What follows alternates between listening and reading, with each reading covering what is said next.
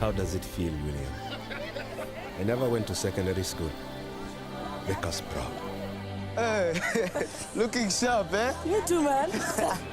Kachokolo is not the wealthiest school in the district, but it's down to each one of you to decide your own level of commitment. Commitment!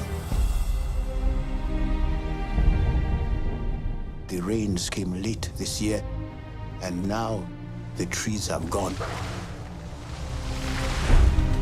Malawi is preparing for a very long, hungry season.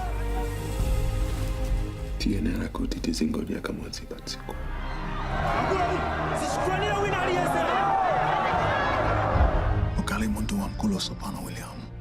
Palibe amene anga titandize. What are you going to do? Anything new? It's a pump. Can you fix it? Maybe. Mr. Kachibunda, when you turn the wheel on your bike, the light shines.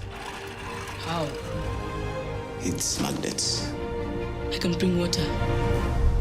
I know how to do it.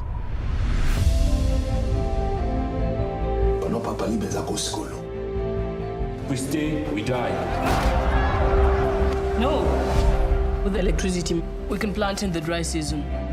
Antu wakufa kudziwa zimenezo?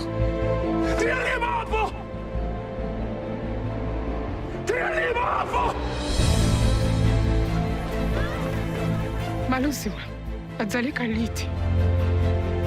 Zita kutaka. Ngati Mungu anditandize.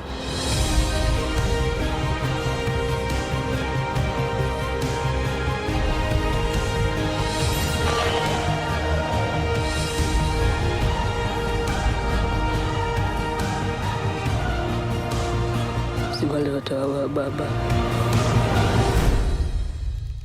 ndilibeza kulota.